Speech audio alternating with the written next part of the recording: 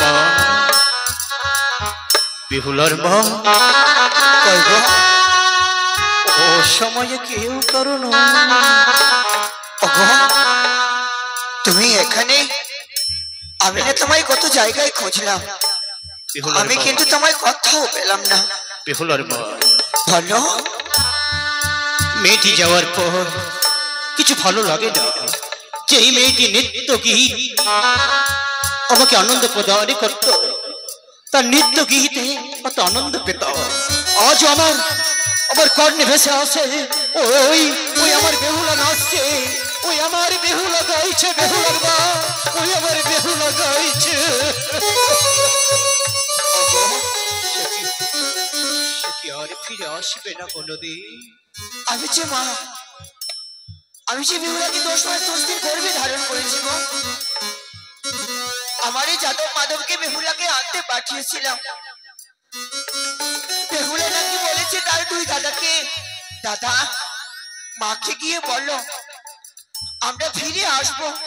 কিন্তু কই, অনেক দিনই কথা হয়ে গেল গো, কখন আসবে আমার বেহুলা বলো না। যে কন্যাকে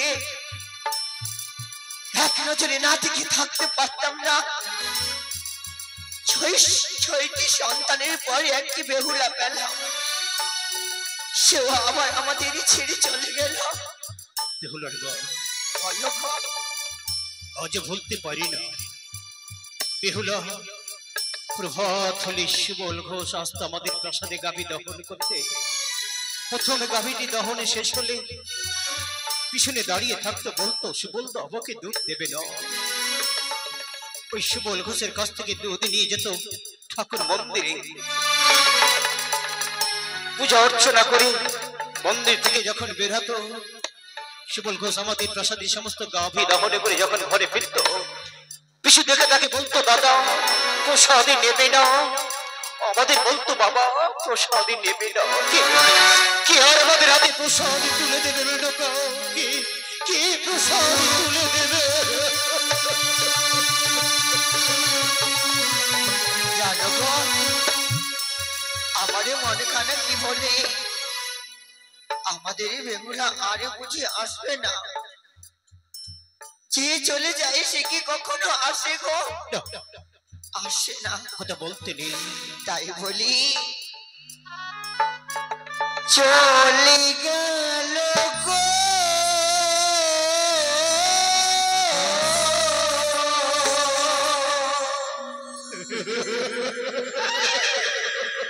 বেহুলা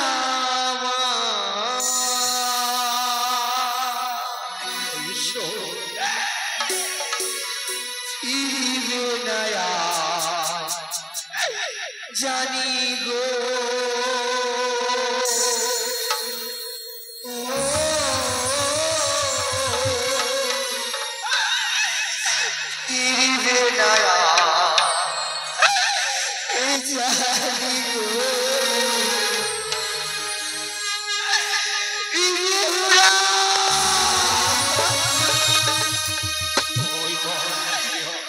চলে গেল